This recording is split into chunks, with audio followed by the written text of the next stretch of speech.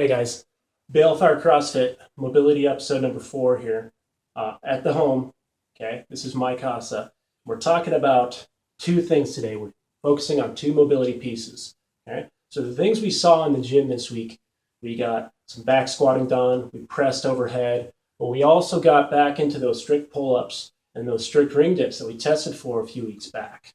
Okay, now the shoulder piece we're going to be talking about today is pretty important for our overall performance with all of our shoulder-based movements, whether that's a front rack position in a clean or a front squat, going overhead, a ring dip or a push-up. Okay, but we're going to start with the lower extremity first. And the deal here, guys, is we want simple recipes to start with when we're trying to start our own mobility practice. And this is one of those basic pieces. We call it single leg flexion. It's to allow us to work on a position that we might find ourselves in a movement in the box, like a squat, receiving a clean, a deadlift. So one leg at a time, we get to stretch and mobilize for that movement. So here's the single leg flexion. I start in a basic table position. Okay, I'm going to go ahead and lunge a leg out. Okay, now what I want here with this leg out in front of me is vertical shin. Okay, straight up and down, and a flat foot. Okay, I want to keep that foot flat as long as I can. I can even use a hand to keep that foot screwed into the ground. Okay, I'm almost ready to start this mobilization. Next thing I need to do is stagger that leg behind me a little more. This is nice because it's a 2-for-1. I can even mobilize the front structures of this hip, like the hip flexor and quad.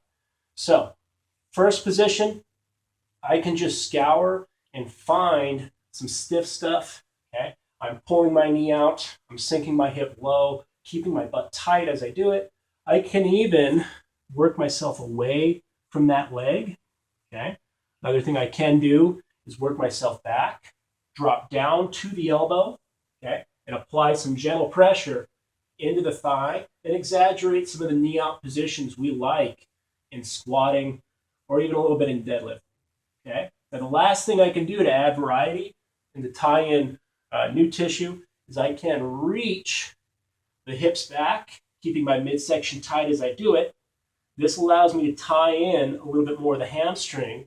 I can reset, same thing, vertical shin, and I can work through those same positions.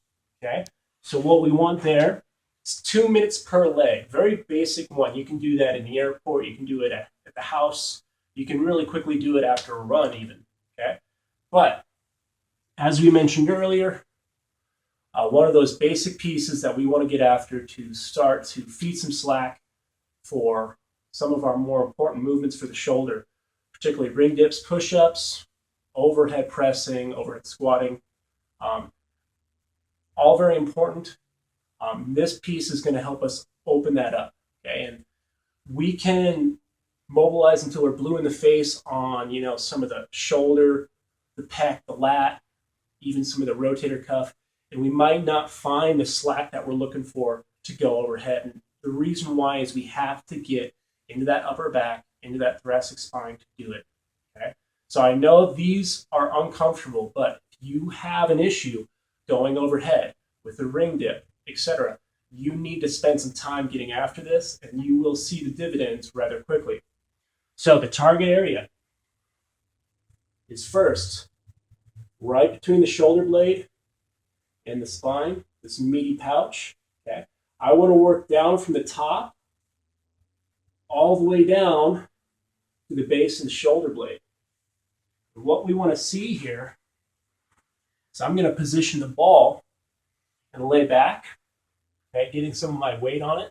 And then we're looking for 15 to 20 arm swings, nice and slow. You can see how this could tie into overhead positioning. And then we're going to move down a segment. There should be 5 little pit stops where you do 15 to 20 repetitions of this arm swing before you move on to the next one. Okay? All right. So we want 15 to 20 there. Now I can realize that, hey, you might not want to commit that amount of time. I definitely recommend that you do However, if you need to go with the 2-minute model, try and best use your time. Spend 20 seconds on each segment, or spend 2 minutes up in the first two, and then the next time around spend 2 minutes in the bottom three, whatever. But we got to get after that spot. So homework this weekend: single leg flexion, 2 minutes per side, and then take that ball, get it in the back, arm swings 15 to 20. Okay. See you guys next week.